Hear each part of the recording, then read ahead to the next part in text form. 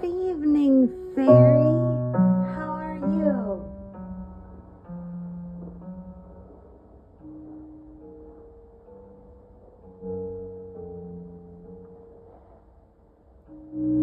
I like the thumbnail. The thumbnail looks nice.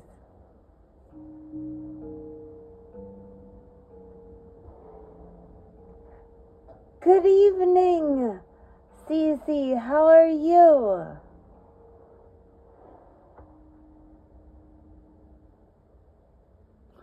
You mean dark Snow White? Yes, dark Snow White at night and sunshine during the day.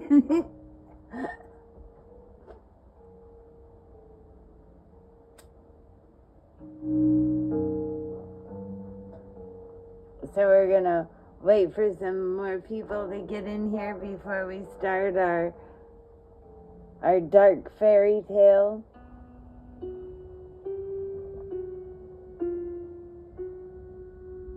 Oh, you're texting with Oso. Tell him I said hello.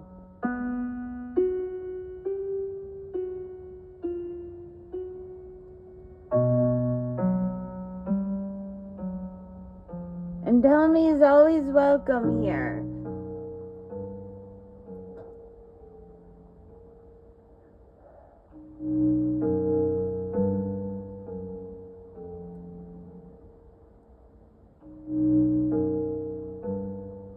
And make sure you tell Oso that we send all kinds of love from the forest.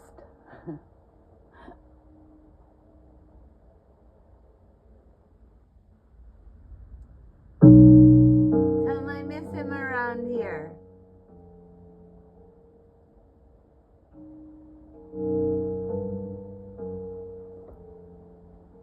And we're thinking of ways to help.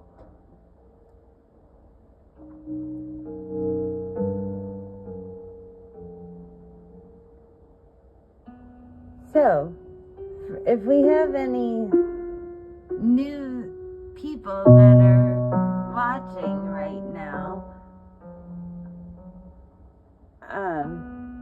no, we only have 4 people in here, and y'all are talking. Cat Guy, welcome! Oh my God, did you see the thumbnail? It looks fabulous. Thank you so much.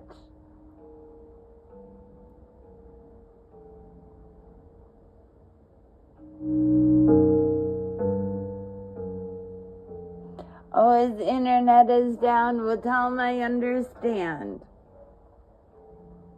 El Guapo is way more important than having the internet and coming and hanging out with Sunshine. Or Dark Snow White. Whichever one you want to call me.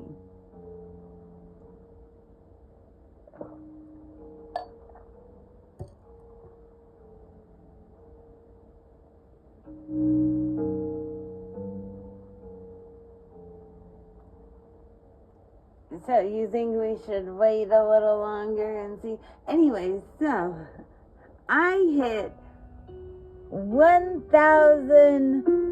What is it? I have 1,000, I think, 89 subscribers now. Today. Like, in the matter of like 12 hours. Maybe even 6 hours. All of a sudden I just went. A short went wild. I got like 30,000 views on one short in such a short amount of time. Oh my God, I was just sitting there watching it like, holy shit. Unbelievable. It was so cool. See, and that just goes to show you, you don't need this drama, you don't need bullshit, you don't need lies, you don't need any of that. You can just be yourself, be honest, and make content that people were actually interested in, and not just a small group of people, but like the entire world is interested in.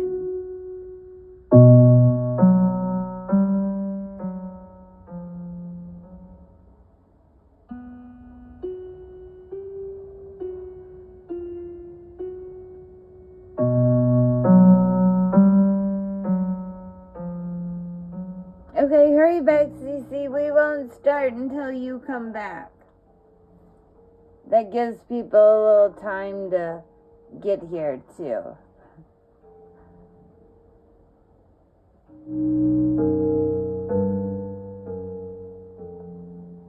So, tonight's dark fairy tale is the beauty part of it. So, I'm really interested to see what the sicko fairy has to do with her.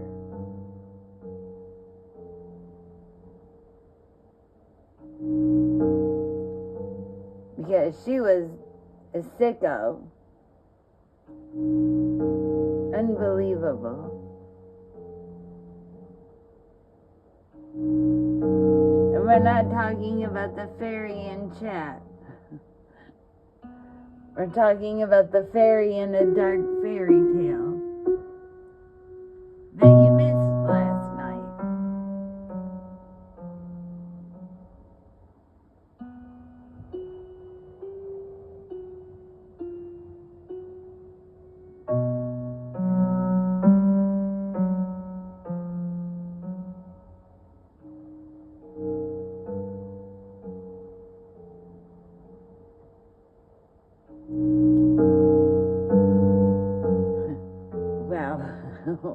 Well, no wells, ma'am. No wells. Because that fairy was twisted. I mean, how sick is it to impregnate a queen of a land? And then when this queen has said baby that they had difficulties having this baby on purpose, I might add. So she could help the queen have the baby and then talk the queen into letting her have some control over raising the baby, and then wanting her. Then the fairy wants to marry the baby that she made and groomed, and oh, just sick. Oh, good evening, Wander. How are you?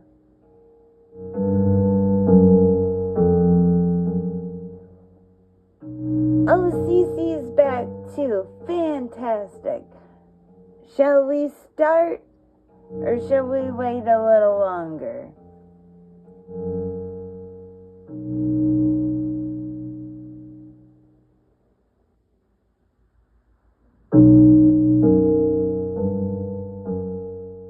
Is Beard here? Beard isn't here yet.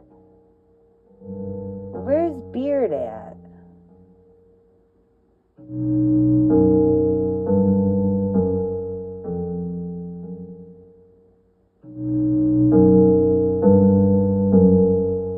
No, you're not too late. We haven't started yet. We're waiting for a couple more. He's lurking, he said. Well, what the hell? He's got to say hi. I've been waiting for him.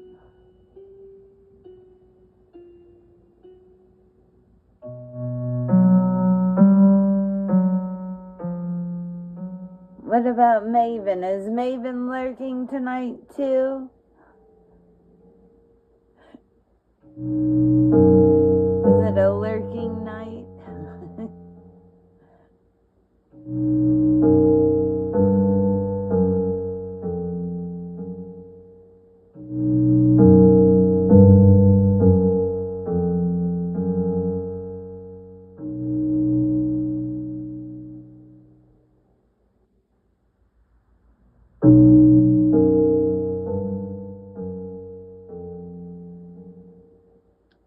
Well, I think we're just gonna start. What do you think, everyone? Shall we just start without people and they can just wander in halfway through or whatever?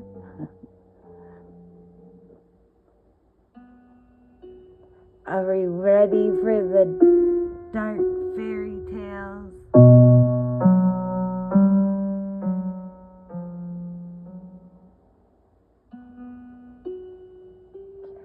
I wonder, you like the picture? You can thank Cat Guy for that. Cat Guy made the picture in the thumbnail. I'm very grateful of it. Alright, let's begin. The birth of the beauty.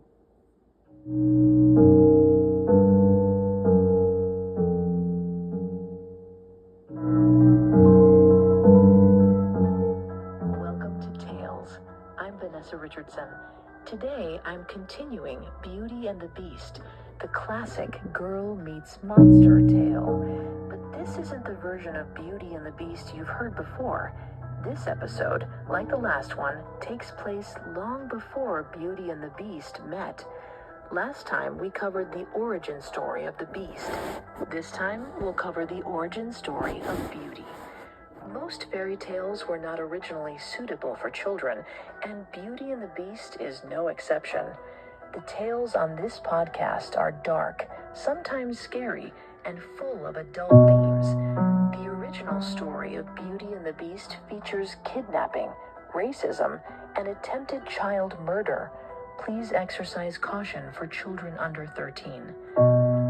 Like last episode, this tale comes from one of the oldest recorded versions of The Beauty and the Beast, the 1740 story La Belle et la Bête, recorded by Madame de Villeneuve.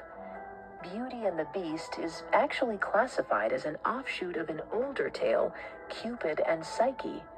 However, Beauty and the Beast evolved to be so distinct that folklorists classify it as a unique archetypal story. Villeneuve's La Belle et la Bête and our episode today include one important narrative element that clearly comes down from Cupid and Psyche. A commoner is granted a special permission to marry above her station. At the end of Cupid and Psyche, Psyche, a human, drinks ambrosia and becomes a goddess so she can marry Cupid, a god. At the end of Beauty and the Beast, Beauty, the daughter of a commoner, isn't allowed to marry the king until a fairy appears and explains that Beauty is actually of royal blood. In both Cupid and Psyche and the original Beauty and the Beast, true love is not enough. The couple also must be of a similar social standing. This week's episode follows relatives of the characters from last week. Queen Cecile's brother, King Ernest, unwittingly falls in love with a fairy and pays dearly for pursuing a relationship with someone of a different social class. If you want to hear more tales, you can find episodes on your favorite podcast directory. A new episode will release every other Saturday, so if you enjoy it, subscribe.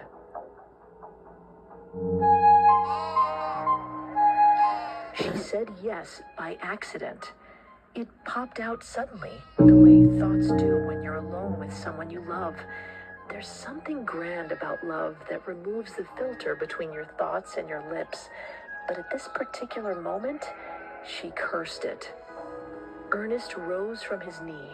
He was the happiest she'd ever seen him, barring the first time they've made love, which she also should have said no to. But then he kissed her, and all her thoughts and her lips could say was yes, yes, yes. Ernest pulled back from their passionate kiss. "I suppose I should put the ring on you." "There's a ring? How could the poor son of a farmer afford a ring?" Ernest reached into his shirt and pulled out a stately diamond ring. He must have stolen it. She thought he was an honorable man, but apparently she misjudged. These errors happen to people in love. That's exactly why the elders counseled not to do it.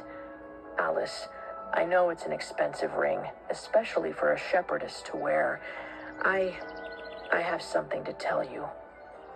He rambled on. Her thoughts rushed, trying to think of a way out of the engagement now.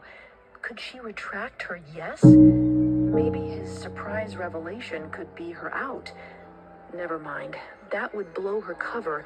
After all, no girl would say no to the king. It wasn't safe to tell you before, but Alice, I am your king, ruler of the Fortunate Island. Ernest continued on, explaining the ring was a royal heirloom, a dwarf-mined diamond. He invited her to move into the palace immediately. She could bring her flock, too. He expressed undying love, the same love she felt with each beat of her heart. A love forbidden by the most powerful beings in the realm. King Ernest continued, "Now that everything's in the open, we'll have our happily ever after." But everything was not in the open. Ernest had no idea that he had just proposed marriage to a fairy. King Ernest was finally getting married. He'd found the love of his life in a poor shepherdess, and unlike his sister Cecile, he did not care one speck about rank, title, or how things ought to be done. He'd wanted to marry Alice in a lavish, extraordinary ceremony. However, Alice insisted she didn't want the attention and splendor of a royal wedding. A humble shepherdess would feel out of place in the pomp and circumstance, and though she was proud to be his queen, she needed a little time to adjust. So Ernest arranged a simple civil ceremony and sent a few royal messengers around the island to inform his citizens that they now had a queen. On the day of their wedding, he got the impression that Alice had something she wanted to tell him. She was in the gardens, picking roses to weave herself a flower crown for the ceremony. He knew Alice loved roses, despite their thorns. He preferred daisies. They were simpler, less risky. Ernest knew women were complicated like roses, so he bluntly asked about her cagey behavior. "What troubles you, my queen?" "It's nothing," she replied. Yes, something was definitely up.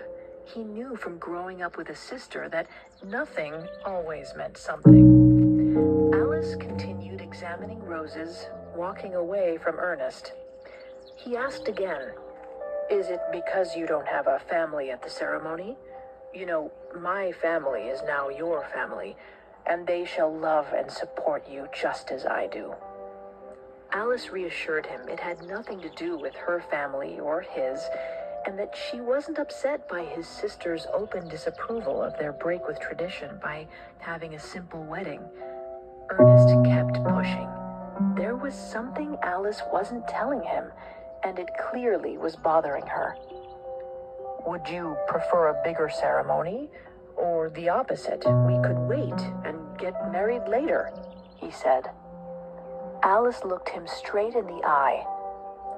"I should like nothing more than to marry you today, raise your children, and live out the rest of my days beside you as your queen." Ernest felt the truth in her words. Maybe there really wasn't anything wrong. He put his concern aside and enjoyed his wedding day.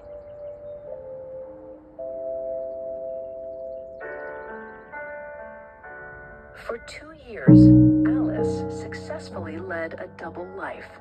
She and Ernest lived in bliss, ruling the Fortunate Island. Whenever Ernest wasn't looking, she conferred blessings and did good deeds on the island, fulfilling her duties as a fairy. She didn't even mind being called Alice, the alias she'd taken on when she realized that her true name, Plumeria, was a ridiculous thing to call a shepherdess. At the end of 2 years, Alice gave birth to a daughter. She worried for the newborn, the product of a forbidden union. For now, at least, the baby was healthy, intelligent, and had a giggle that caused the local birds to sing along. Ernest remarked that this was odd, but Alice assured him this kind of thing happened sometimes. Everything was rosy until she submitted her latest account of good deeds to the Queen of the Fairies. The Queen of the Fairies and her council routinely reviewed the magical activity of younger fairies to ensure they didn't turn towards evil. Alice was positive she'd sail through the review. The Queen of the Fairies, however, saw it differently. She summoned Alice to her palace. The Fairy Queen started up with a guilt trip. Are you familiar with the kingdom of Phalantis? There's a 3-year famine. Their king has gone to war with the neighboring one to conquer better farmland. The soldiers are starving, but they'll fight to the death to feed their families. I must tell Cecile, slipped from Alice's mouth by accident. Cecile? The Fairy Queen asked. Alice quickly backtracked. She'd once met the Queen Regent and Child King of the kingdom that was under attack. She didn't mention Cecile was her sister-in-law. The Fairy Queen recalled that Alice had performed a good deed in that kingdom, but she noted that was the only good deed Alice had performed outside of the Fortunate Island. Why haven't you left the island? Alice scrambled to cover. Cecile, the Queen, receives aid from another fairy, so I didn't feel it was my place to return.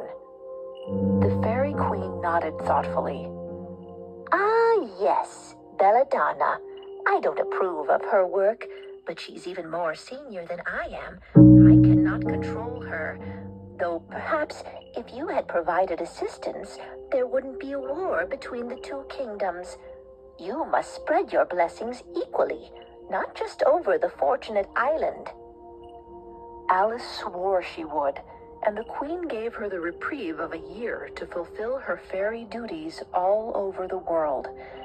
They said goodbye, and Alice returned home. Now the real trouble began. How would she manage to travel the world while keeping her identity a secret from her husband?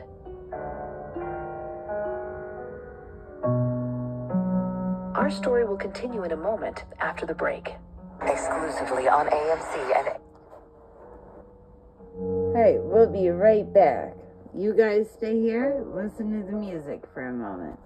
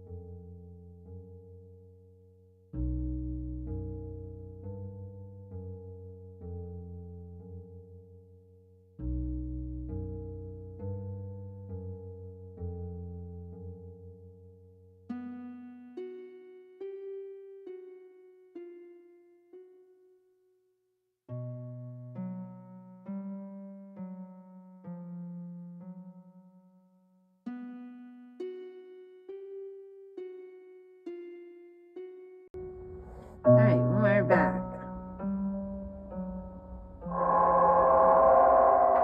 Queen Alice truly meant to leave the island, but she had a newborn daughter. How could she leave for even a second? Days sped by.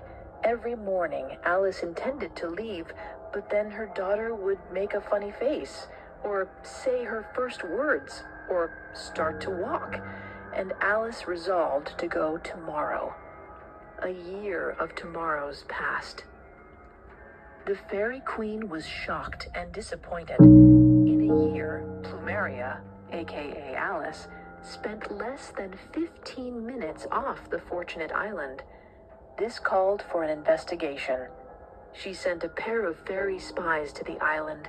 It was gorgeous, lush, provincial, a veritable fairyland. Plumeria's work was everywhere. The spy fairies went to the royal palace and saw their rogue fairy kissing the king. And it wasn't just an innocent fairy kiss meant to heal a wound or bestow knowledge. It was a sexual kiss. A very sexual kiss. The scandalized fairies poked around the palace and found further proof that Plumeria had broken their laws. A baby, fast asleep and so beautiful there was no doubt she was part fairy. She giggled at her dreams, and birds sang. This child was a monster. The spies reported what they had seen back to the queen, and Plumeria was summoned immediately. Hearing her old name called, Alice locked herself in her chambers, telling the servants she was feeling ill. Ernest was out hunting, so she didn't say goodbye. In a gust of wind, she left the palace. Alice arrived in fairyland, flickering her wings nervously. The whole place felt emptier, drearier than she recalled. She planned to get out as soon as possible. Until a pair of fairies bound her in magical chains. It appeared she wasn't leaving anytime soon. They brought her before the Fairy Queen's court. The Fairy Queen's council read her accused crimes. Failing to perform good works, lying to the Fairy Queen, sexual congress with a lesser being. For these charges, Plumeria, you shall be imprisoned. Alice fell to the opalescent floor, pleading, crying, anything not to be imprisoned. She begged to be cast down as a mortal, stripped of her powers, and allowed to live out just a few decades with her husband and child. While many of the fairies saw signs of true love and pitied their sobbing kinswoman, the oldest and most powerful of all the fairies, the mother of all seasons, rose above them. She frowned, resembling every disappointed and scandalized grandmother ever, all at once. If we fail to punish her, many other fairies may ignore their duties and follow her stead, letting war and famine pass untouched and giving birth to half-human monsters. Alice's heart sank as she saw many of the fairies agreeing, but she dared not speak before the mother of all seasons finished. She must be punished. I'll state the curse. Plumeria shall be imprisoned. Her husband shall hate her, and her daughter shall marry a monster. On the Fortunate Island, the servants struggled to deal with a dose of misfortune. Their queen had run off in the night, leaving no note or message. This wasn't like Queen Alice at all. She literally never left.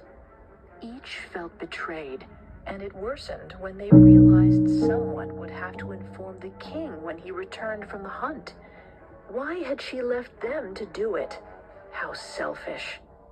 The task of telling the king fell to the chief butler.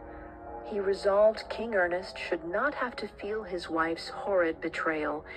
He said the queen died, and they buried her immediately, as was their custom.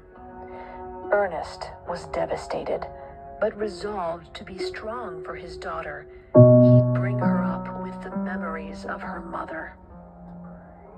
In the meantime, an old, powerful fairy who'd heard of Plumeria's crimes and punishment could not stop thinking about this king. How could he love a fairy? She had failed terribly in her own mission to marry a mortal man. Was it even possible? What made a human take a fairy for a lover? Belladonna had to know. So she found a princess whose kingdom was at war and placed her under a sleeping curse. Then she took the princess's form and made a visit to the Fortunate Island. Belladonna hated taking another's form. but for a short trip, it would do the job.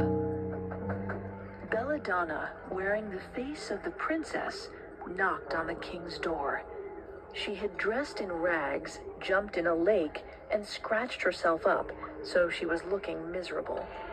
When a servant answered, she showed off a royal signet ring, which Belladonna had stolen off the princess, and begged him for asylum. She was granted an audience with King Ernest. Perfect. She'd get him talking about his late wife's charms and be out of this miserable body by midnight. But as soon as Belladonna entered the throne room and saw King Ernest, she fell hopelessly in love with him. Belladonna clearly had a thing for kings. Looking at Ernest, her cool and careful plotting went straight out the window. She deviated from her plan. In return for her asylum, she offered to help educate and raise the baby princess. As for her unpleasant disguise, she'd suffer through it for time with him. Maybe she'd even like the body after the king made her his wife. Ernest was only too happy to help this suffering young woman, who oddly reminded him of his late wife. He couldn't put his finger on it, but there was something about this princess that was just like his Alice. Maybe her hair? He'd figure it out eventually. After all, she'd be tutoring his daughter for the next 16 years.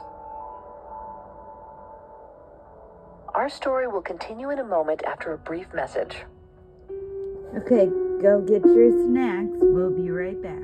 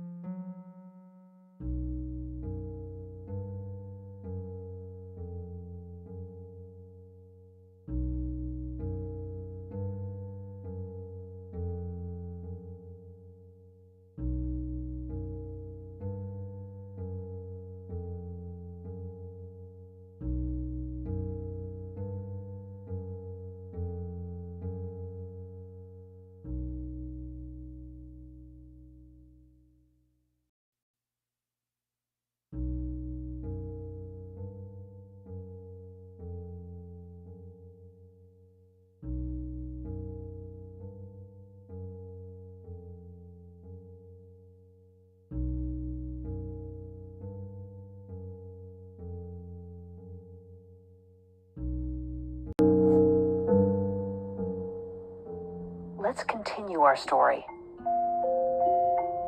After a few weeks in the castle and no special attention from King Ernest, Belladonna got restless. She wanted him to pursue her, to grab her, kiss her, push her up against the castle wall and take her ferociously, or at least talk to her. But King Ernest seemed to have no interest in women. Belladonna needed to make a move. She had a golden spear made up and presented it to him as a token of her gratitude. Ernest admired the spear. "You didn't have to do this. This is very kind of you." Belladonna reached for the spear and brushed her fingers along his. King Ernest blushed. Belladonna walked her fingers up his arm and looked him in the eye. "It must have been so long since you last had a woman in your life." King Ernest considered her. Belladonna stepped closer. Now she had him. After an intense moment, the king spoke.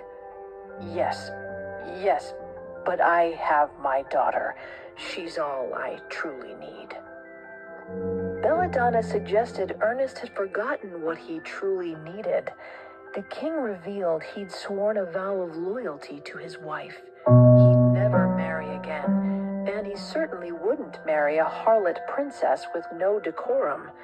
Ernest dismissed her. While not falling prey to the seductions of an evil fairy sounds like it boded well for Ernest, it resulted in utter misfortune. King Ernest had offended Belladonna, and when one offends a fairy, The fairy goes out for blood. Belladonna formed a plan, roping in jealous courtiers. These women hated that their king had married a shepherdess and not a noblewoman like themselves.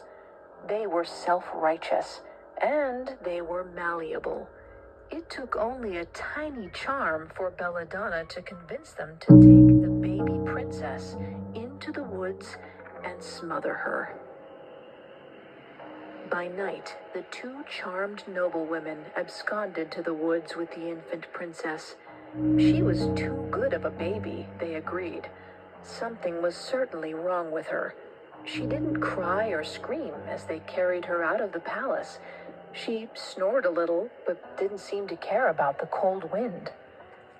They trekked through the forest, convinced they'd saved their island from the future rule of a bastard. For no way was the king's marriage to a commoner legitimate. There hadn't even been a royal wedding. The king said there'd be a simple ceremony, but they hadn't seen it or been invited, so who's to prove it happened at all? Here, the noblewomen were deep enough. The tiny babe would be eaten by animals before anyone could find the body. The women began undressing her, so not a scrap of royal clothing would be found. They could use the illegitimate baby's blanket to plug her mouth and nose. Wait, was that someone coming? The noblewomen looked at each other, worried. The bear was upon them in an instant. It clawed the first noblewoman and bit her arm. She yanked her arm from its mouth. Her hand and forearm ripped off. But she was alive. Bleeding rapidly, she rushed after her companion. Neither thought to grab the baby. The bear chased, just a few feet behind one woman and a few inches behind the other. The first noblewoman collapsed, energy sapped from blood loss. Without aid, she'd be dead in an hour. The bear charged past her, chasing the second noblewoman through the trees.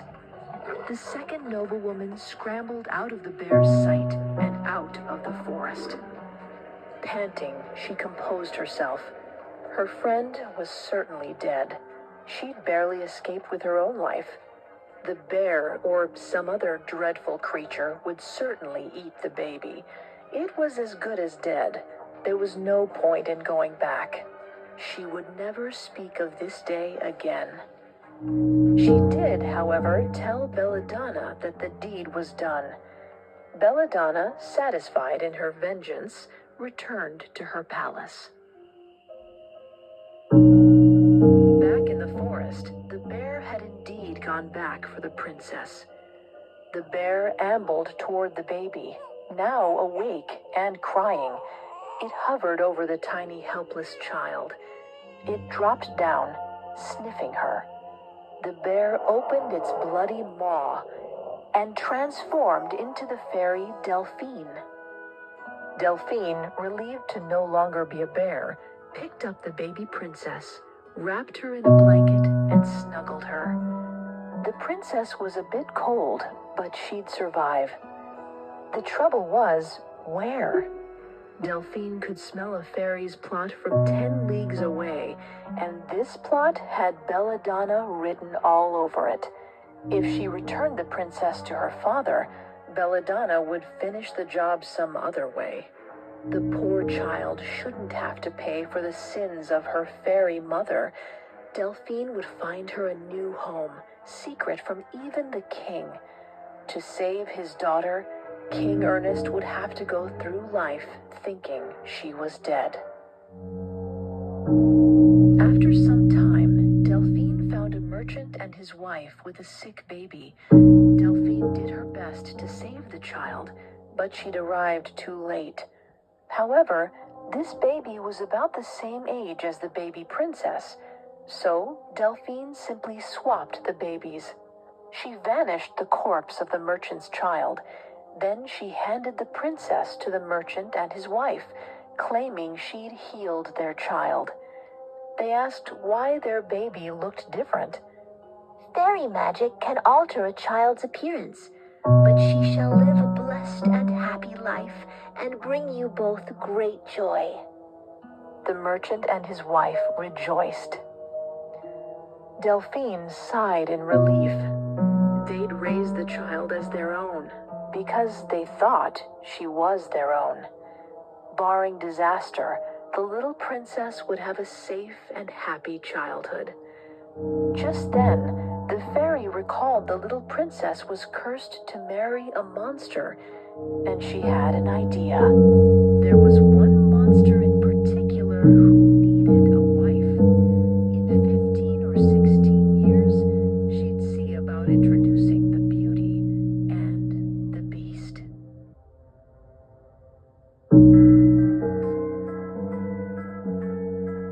Next time, we'll continue the tale of Beauty and the Beast.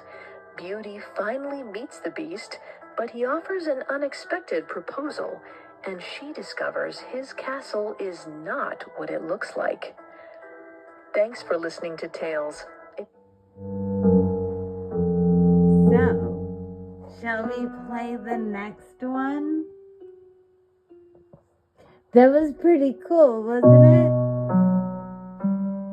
I know it wasn't probably like some of you were expecting. Not all fairy tales are fairy tales. Disney didn't create fairy tales.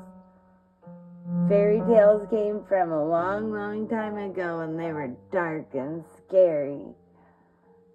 Next, so we want to do the next? Okay, we'll do the next.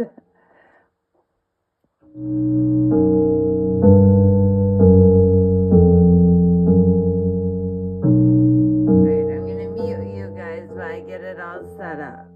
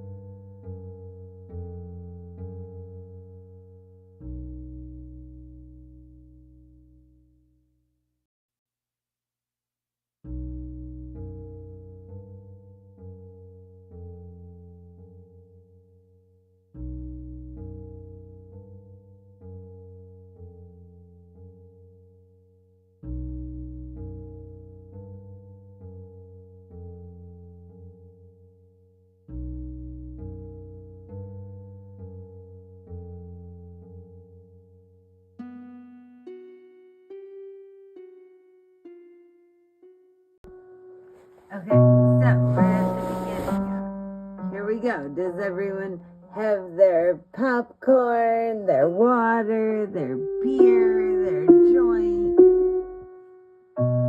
However you want to do story time. It's story time.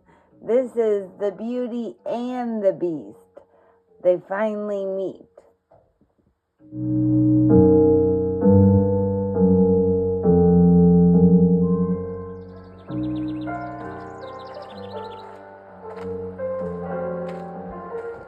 It was an orange rose. Mark later remembered it as blood red, but that was because he bought it with his flesh and blood. At the time, he wasn't thinking of blood, but the joy the exotic color would bring to his youngest daughter. With this rose, Mark could please at least one of his children. A fairly terrible return rate from a business perspective, but better than gross failure. This rose, blossoming miraculously in midwinter, would prove he could still provide for his family. He'd pluck it and quickly ride the few miles home. That night, he'd reunite with all 12 of his children, all grown up, all single, all still living in his house. He loved them anyway. Mark peered over several velvety orange flowers. Each was warm and bright, just like his youngest daughter. That one. Each peachy petal blushed deep red at the edges and bold yellow in the center. He imagined the smile on his daughter's face when he handed it to her. It was perfect. He reached through the leaves, careful to avoid the thorns.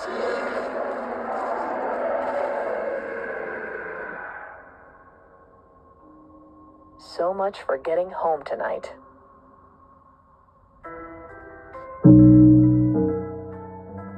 I'm Vanessa Richardson. You're listening to Tales. Today I'm continuing Beauty and the Beast. But this isn't the version of Beauty and the Beast you've heard before. Like the last episode, this episode follows the original French folktale, first put to paper by Madame de Villeneuve in 1740. This episode includes the parts of the story you're probably familiar with: a father, a daughter, a rose, a monster. But it also features invisible servants and another hostage in the castle, one who can only communicate in dreams. If you want to hear more tales, you can find episodes on your favorite podcast directory. A new episode will release every other Saturday, so if you enjoy it, subscribe, and please leave a 5-star review. It helps tremendously. As a reminder, the tales on this podcast are dark, sometimes scary, and full of adult themes. As a warning, the original story of Beauty and the Beast features scary moments, death threats, and sexual innuendo. Please exercise caution for children under 13.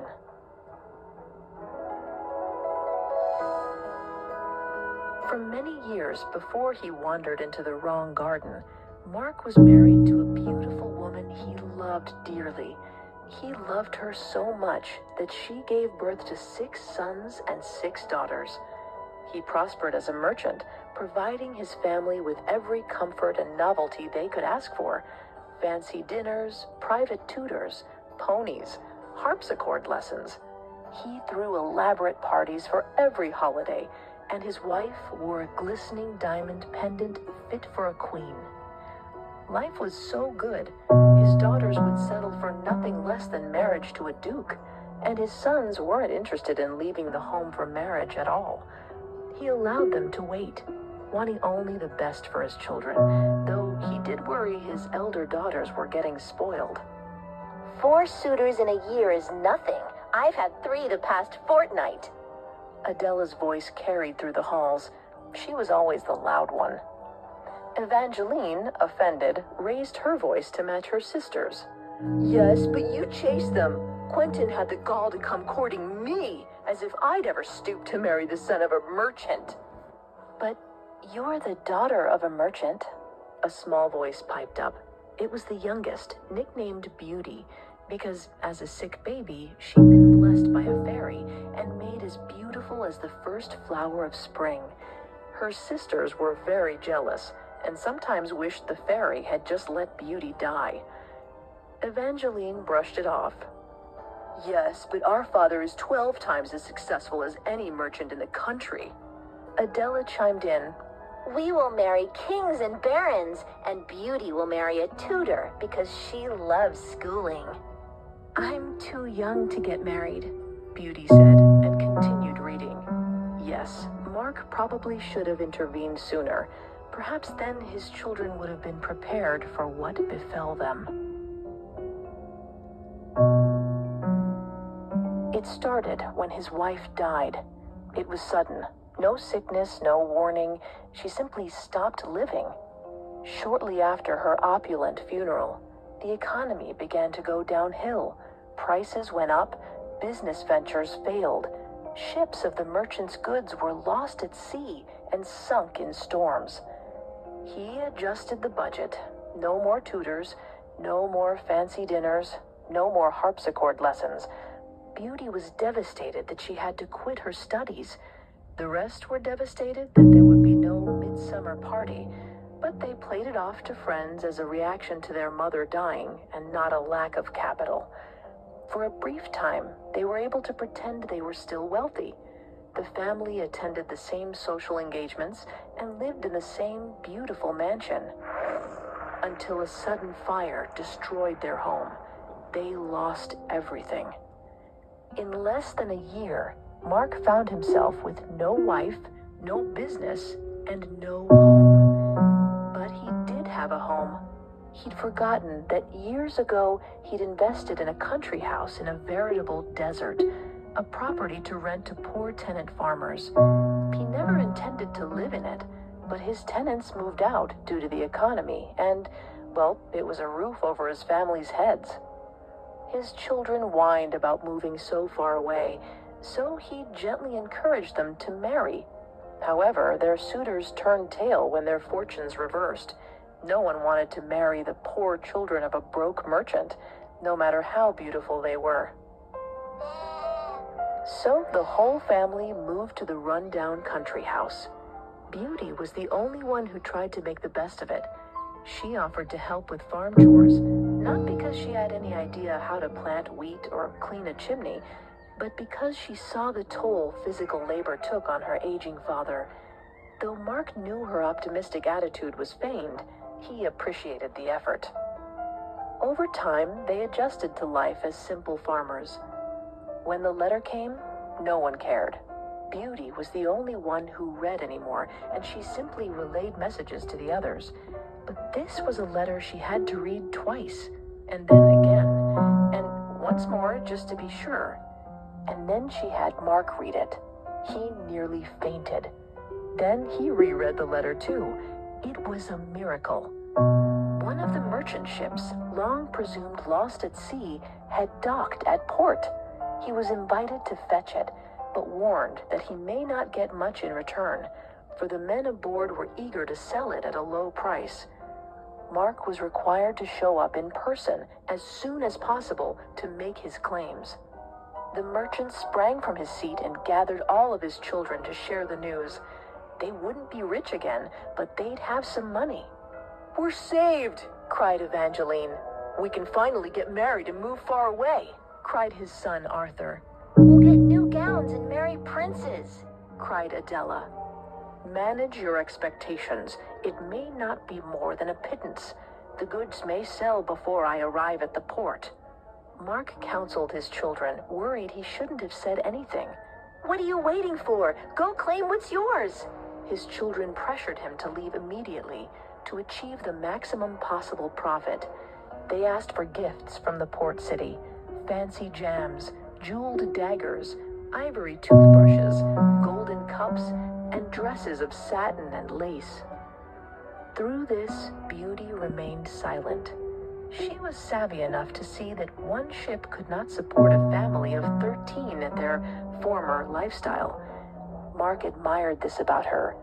Of all his children, she was perhaps the most like him. After a quarter hour of excitable discussion, the conversation died down. Mark figured his children didn't have anything else to say on the subject, so he was shocked when Evangeline piped up again. "You've been awfully quiet, Beauty." Adela replied first. "Of course, she's living her dream, destitute like a character from a book. Beauty merely wants to bake crabapple pie and sleep with the cow." "I didn't want her to freeze last week. We need the milk," Beauty explained. Her cheeks turned red. Mark stepped in to prevent an argument. "Evangeline makes a fair point. Beauty, what would you like?" he asked. "Nothing," she said. This made everyone in the room uncomfortable. Mark clarified that it could be anything, even the smallest favor. Beauty stayed firm. "I don't need anything from our old life." "How about a new butter churn?" Evangeline smirked. "Or a feather duster," Adela snickered. Beauty shook her head. Mark knew she meant well, but it came off as stuck up. He'd better put an end to this before his daughters started fighting. "Come along, sweetheart. You must miss something from life in the city," Mark begged. Beauty pursed her lips, thoughtful. "Fine. The only thing I want from my old life is my mother." Mark saw guilt and pain pass his other children's faces. The room grew hot with shock and tension. He fiddled with his shirt, stifled. Beauty was right, but it hurt all the same. No one had words. Adela sniffled, holding back tears. Beauty realized she'd crossed a line. She backtracked. "Obviously, we all miss Mother deeply, but since we can't get her back, I suppose a rose would be nice. I haven't seen one in years. It would be beautiful, and I could plant the seeds this spring." Everyone exhaled. Mark forced a smile for his youngest daughter. "Wonderful. If it's possible, Beauty gets a rose." We'll return to our story in just a moment. This episode is brought to you by Simon Premium Outlets. Left your holiday shopping for the last... Okay, everyone, go get your snacks, fill up on your water. We'll be back in a minute.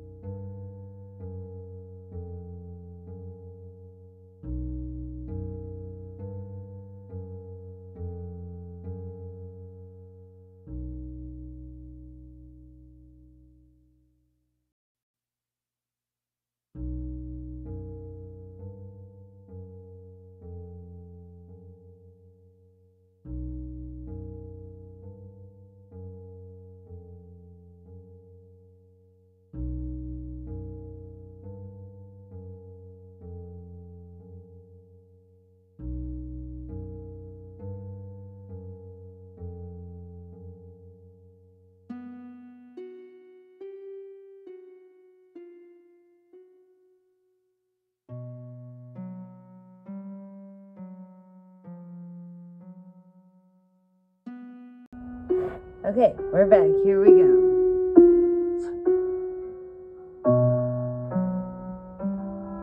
Mark set out to the port city full of hope. The journey was long, but if he could regain a semblance of his former wealth, he'd be that much closer to the life he had shared with his dead wife. However, he arrived in the port city to discover that everything had sold, and the portion allotted to him was barely enough to cover his travel there and back and pay his attorney. He'd return home penniless as he came. Riding his horse home, Mark practiced his explanation to his children. The thought of their disappointed faces and valiant attempts to hide it made him anxious. Should he frankly explain that the world would cheat them again and again? Apologize for getting their hopes up? Whatever he did, he couldn't cry in front of them. He didn't realize he was caught in a snowstorm until his hat blew off. Jerked from his contemplation, Mark looked for a place to take shelter. All he could see was trees. His horse stopped. He kicked her. "Keep moving." Then he saw the wolves. His horse saw them a second later. The horse spooked and threw him. As she galloped off, the wolves chased her. Even the wolves knew Mark had nothing to offer. With no other way home, he hurried after the animals into the dense fog. The fog blinded him. He couldn't see his horse, the wolves, or even the trees. He trekked forward, groping for any kind of shelter, when he saw it. The castle. Salvation surrounded by a moat. And even better, the moat was frozen over. He gingerly crossed it and knocked on a side door. Mark tumbled into the castle as soon as the wooden door unlocked and opened. "Thank you kindly. Hello? Good sirs, fine ladies." It seemed as if he was alone. But who had opened the door and built the roaring fire? I suppose I'll warm up a bit. He pushed his hands towards the thick, hot air and loudly stomped snow off of his boots. He cleared his throat a couple times. He made as much noise as possible. No answer. No person in sight. What was in sight, and how could he have not seen this before, was a dining table set for one. It smelled like a roast. He hadn't eaten beef since he lost his fortune, and he hadn't eaten at all since he left the city that morning. Mark sniffed, detecting, yes, Marsala wine sauce. He salivated. Maybe, just one bite. He could repay the castle's owners later. He uncovered the dish. The plate somehow still sizzled. Thick, rare sirloin, button mushrooms, and yellow potatoes swimming in marsala sauce. Surely whoever let him inside would return soon, right? Someone had unlocked that door. After a moment's pause, he dug in. Starving, Mark's animal instinct roared to life. He consumed the whole plate before he could help himself. He polished off the buttery rolls and crudité, too. He hated himself for eating that much, but he positively couldn't stop. He left the table to find his hosts. Better to ask forgiveness, he thought. Mark wandered through several open doors, admiring the high ceilings, ornate crown molding, antique chairs, and Persian rugs. Each room was bigger than the last, stately and empty. The rich food made his feet drag. He ought to rest for a moment, sit, allow his hosts to come to him. Mark again fell prey to his instincts and dozed off in a chair. Mark awoke to the smell of croissants and chocolate. While he slept, someone had left breakfast and fresh clothes beside his chair. "Thank you," he called. No answer. Well, they must want him to eat. Maybe they're just shy. After breakfast, he noticed the snow had cleared, and outside the window there was a lush, spring-like garden. Maybe some kind of giant greenhouse? That had to be costly, but if they could afford that expense, feeding a stranger was nothing. It made sense. Mark peered out the window and saw human figures. Eager to express his thanks, he rushed to the garden. Unfortunately, those figures were statues. He'd never seen stonework that complex. It was almost as if the statues could breathe, but they remained motionless and cold. Mark continued through the garden. He saw the rose bush and picked a flower. The monster charged. Mark fell in fright. The beast's trunk knocked the rose from the merchant's hand. It flew several feet, spare petals floating in its wake. The creature glared down at Mark. It panted, steaming, meaty breath through its tusks. Its furry torso shook with rage. Mark tried to stand, to run from the abomination, but it placed a clawed paw on Mark's chest, immobilizing the frightened merchant. "Don't try to outrun me." Mark nodded. "Thief," it spat. "Please, I never intended to offend you or reject your hospitality. Let me explain. I have children," Mark pled. After a long moment, the beast nodded. Mark told his story, starting with the death of his wife. Our story will continue in a moment after the break. Exclusively on... Alright, time to go get your snacks again. Fill up your pop. We'll be right back to the story.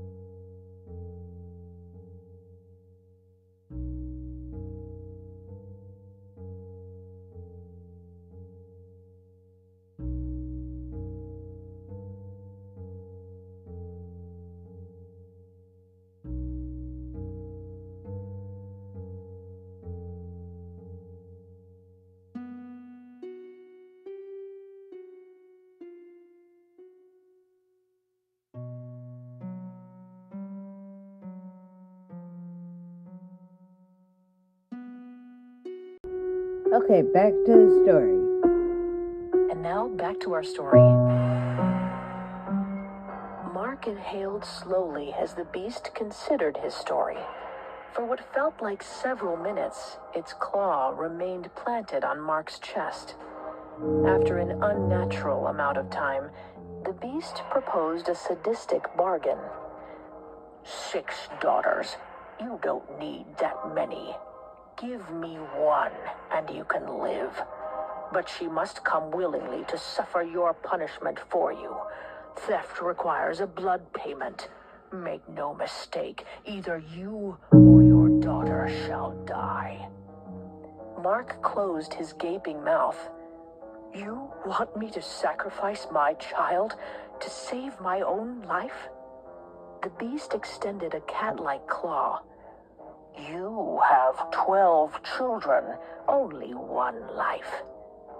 Go home for a month. Tell your daughters they can save you by coming here to die. Make your decision. If no one is here at the end of the month, I shall track you down and kill your entire family and anyone protecting you. Mark had no intention of bringing one of his daughters to her death, but he'd take one last month with his children and a chance to say goodbye to them. He agreed to the bargain, fully intended to return alone at the end of the month and pay the price for his crime. The beast let Mark stand. Don't forget to take a rose before you leave. After all, it's worth your life.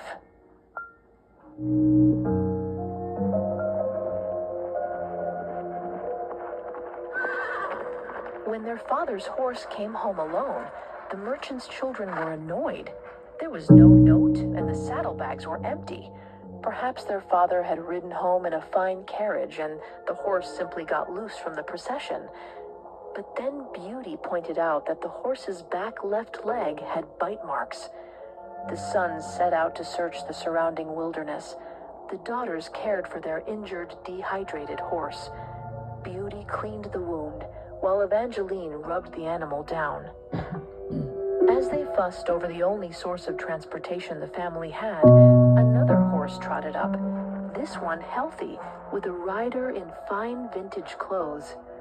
The sisters assumed he was a messenger, until the rider dismounted and approached Beauty with open arms.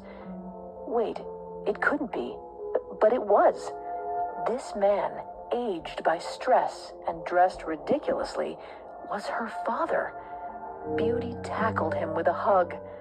Father! The rest of her sisters followed suit. They avalanched him with questions. Are you well? How is the port city? What did you bring for us? Beauty knew from her father's face that the answers to the first 2 questions were bad news. That meant the third question's answer was probably bad too. Her father explained the situation at the port. They were still broke. But he did have one surprise. Mark revealed the orange rose, luminous on the lifeless plain. The perfume made Beauty's head spin with joy, like dancing to her favorite song after a few glasses of champagne. It was the happiest she'd been in years. Beauty's father explained that on his trip home, he passed a rose bush and picked this up. They went inside for a simple meal, and Beauty put her rose in a vase at the center of the table. Beauty couldn't figure out why her dad was so morose. He'd been back for 3 weeks now, and seemingly still hadn't gotten over the disappointments at the port city. It wasn't like him to dwell on things. After the economic downturn, moving out to the country, and even their mother's death, her father had at least pretended to be all right after a few days. She asked him what was wrong, and he responded by sitting the whole family down. Beauty's father told the story of the castle, and when he got to the part in the rose garden, her stomach dropped. Her ears rang. She shivered uncontrollably. The glowing flower, still magically alive, taunted her. It's your fault. It's your fault. It's your fault. The guilt took over Beauty's mind. It's my fault. It's my fault. It's my fault. She'd killed her father, and she didn't need her siblings' dirty looks to confirm it. Her siblings desperately suggested ways out of the bargain, arguing over escape tactics and legalities. Beauty couldn't speak. She could barely think. Fed up, her father stopped the arguments. Enough. There's only one way out for me. The monster was clear, but it's too terrible. I won't consider it. The children begged to know the bargain's condition. Beauty was still entrapped in, it's my fault, it's my fault, it's my fault. Her father relented. I can only be released if one of my daughters returns with me, willing to die in my stead. Beauty tore her gaze from the rose. I'll do it, she volunteered. Her sisters nodded in agreement. It seemed fair. No, her father was firm. I'll ride to my death at dawn. He left the room before anyone could get another word in. Before dawn the next morning, Beauty silently slipped on her cloak and mounted the magical horse her father returned on. She hid the rose in her bag so the beast could verify she was the girl he requested. Beauty would not let her father die because of her. Beauty kicked the horse. It didn't budge. Come on. She kicked again. Nothing from the horse. Come along. Time to ride. Let's go. She encouraged it, offering a carrot. The horse took the carrot, but stayed in place. She kicked it again. The horse still didn't move. Don't tell me there's some magic word, please. Home. Take me to your master? Beauty's father rushed outside, awoken by the horse's neigh. Beauty, get off that horse right now. I won't let you die for me. Beauty kicked the horse again. Crying, the merchant grabbed his daughter, meaning to pull her off. As he clenched her waist, a gust of wind tornadoed around the horse, lifting the trio. Mark nearly lost his grip in shock. Hang on, father, Beauty called. She gripped her father's hand and pulled him into the saddle behind her. They clung desperately as the flying horse whisked them off. The horse landed in front of the most beautiful palace Beauty had ever seen. It was a feast of lights, decorated in evanescent banners that changed colors with each bright firework overhead. An invisible band played, matching time to the twinkling lights and explosions. As she and her father dismounted the horse, Beauty thought, if this was her welcome, maybe, just maybe, it wouldn't be so bad. But then, the beast flung open the door. Never mind, it would be bad. The beast bent its massive head so its tiny, beady eyes could see over its scaly nose and looked down at her. Mismatched elephantine tusks pushed its slimy mouth into a constant grimace. Its overgrown claws were clearly the source of several small rips in its fine vintage suit, revealing dirty, matted fur that seemed to cover everything but its scaly face and its tail. It had the tail of a rat. Beauty stuck to her resolution, trying to mask her terror. I'm here to take the place of my father, she told the beast.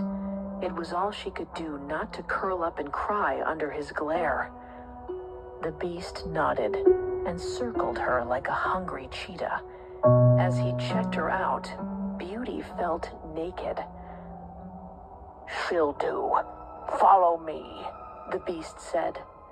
Beauty and her father followed the beast through the garden, careful not to tread on its swaying rat tail. Beauty marveled at the lifelike statues. How did they get the wrinkles like that on the older man? And that child statue seemed practically mid-jump. But more striking than the statues was the rose bush. Its broken branch stuck out, limp and dangling, the garden's sole imperfection. A fearsome image crossed Beauty's mind, her own bleeding, severed head resting where the rose used to be. Inside, the beast offered them an elaborate feast. Beauty figured the monster's plan was to fatten her up before he ate her. She ate very little, hoping she could buy some time. After the meal, the beast turned to the merchant. "You can remain here tonight, before you leave tomorrow. Choose gifts from the palace for your other children, those whom you love more than they love you." The beast left them alone. Neither slept that night.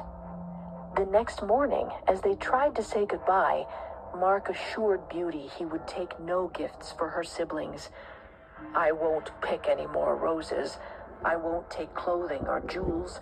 I won't take so much as a toothpick. I refuse to lose another child to this hideous monster." "Ahem," said the beast.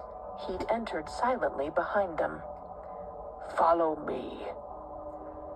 The beast led them to a room full of beautiful things, endless wardrobes of clothes, chests of jewels, fine cloth, spices, china, paintings. "Take anything," the beast said. Mark fiddled nervously with his cravat. He didn't want to reject the beast outright, but he was a man who learned from his mistakes. "Thank you kindly for your hospitality, good sir. However, I require nothing." The beast bared his teeth and rested a single sharpened talon on Beauty's collarbone. "Fill a chest. Pick gifts for your children." Mark quickly selected 11 pieces of treasure, one for each child, and put them in a trunk. "Thank you, sir." "That's it? Take more. Take more. Greed can't do you any worse than it already has by killing your daughter." The beast hovered, unaware of his lack of tact. Mark complied, slowly filling the trunk with gold. The beast nodded. "I'll take this to the horse. When you've said your goodbyes, meet me in front of the castle, Mark. Be quick." Then he pulled a dress from one of the wardrobes. Long, white, mostly lace. He handed it to Beauty. "When you said your goodbyes, remain here. Dress in this." Beauty accepted the dress. As soon as the beast left, she ran to her father's arms. She wanted to appreciate each second of her final hug, but it slid away like sand between her fingers. Later, she could barely remember it. Worried a delay could lead to her father's death, Beauty told him to go. Her father nodded and left. Beauty took a deep breath. She put on the beautiful, revealing white dress. Though it was incredibly tight, it was oddly comfortable, the way only well-made clothes can be. She went to the door. She was locked in. Right, he told her to stay here, and he didn't give her a choice. This was how she'd spend her last days. She took a few more shaky breaths and broke down crying. Beauty cried herself to sleep. In her dream, she walked through the palace gardens. In the orange grove, she came upon the most handsome man she'd ever seen. He sat with his back against a tree, one knee bent, casually tossing around an orange. She approached, excited to see another human. "Hello." "Oh, you're new," he said, surveying her. "New?" she asked. "To the castle. You are a prisoner, aren't you? What do you think?" He threw the orange at her. She caught it and tossed it back. "It's pretty." She stepped closer and sat next to him. Something about this man drew her in. He peeled the orange. "You should know, nothing here is as it appears. Want a bite?" He offered her a bite of the orange. She took one, puckered, and spat it out. Sour. See? Nothing is as it seems. Even dreams don't work the same. That's how we can talk now. We can speak through the castle's magic. The man leaned closer to her. You know, we could work together. Beauty's mind raced. This was no ordinary dream. This had to be some magic at work. Perhaps this was part of her punishment. How? Wait, and who are you? Are you real? She asked. The man took her hands in both of his, holding them to his chest, and implored her. I'm a fellow prisoner. Find me, Beauty. Rescue me. Together, we can escape this cursed place. He looked her in the eyes. In that instant, Beauty knew the man was more than a dream, and that finding him was her only hope of escaping the wrath of the beast.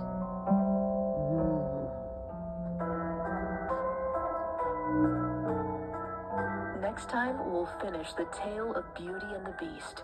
Beauty... Wow! What a twist! What a twist! So, who do you think the man in the dream is? I think I know. Do you know?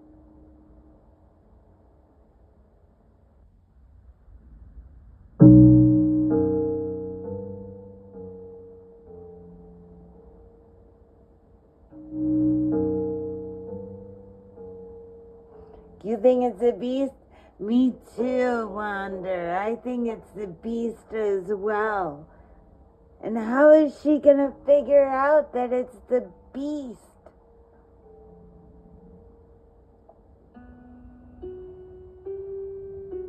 It's you, Fairy? No, I think it's the beast. And that's the only way he can talk to her.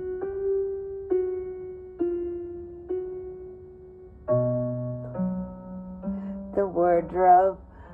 No, the wardrobe is going to be what helps her figure out that the beast is the one. The teapot. That's right, it's the teapot. Or is it the teacup with the crack in it? Or is it the candlestick? Did it happen in the library or the dining room?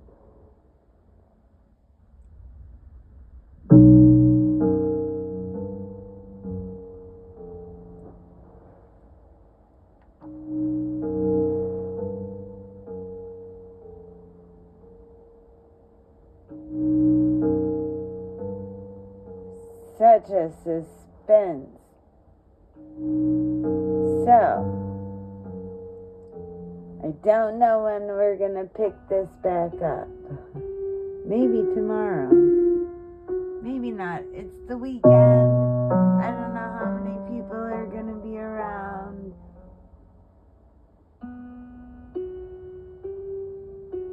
So, but Thursday nights, definitely. I don't know. I don't know if we can wait that long. Maybe we'll go tomorrow night. We gotta finish the story of the beast. So, I want to thank you all for joining me this evening. It was a lot of fun.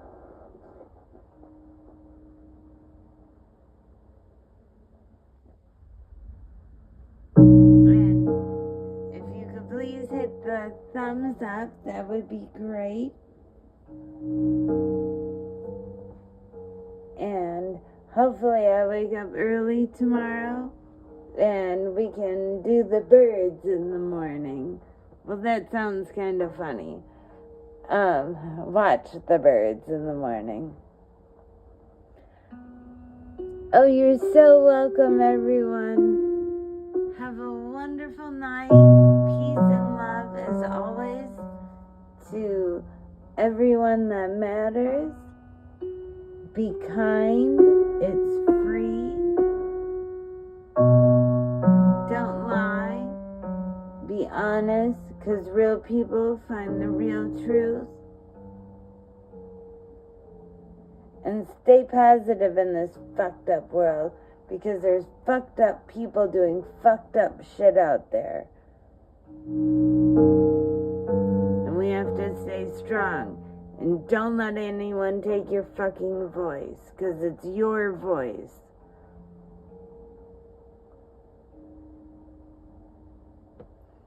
Have a good night, everyone.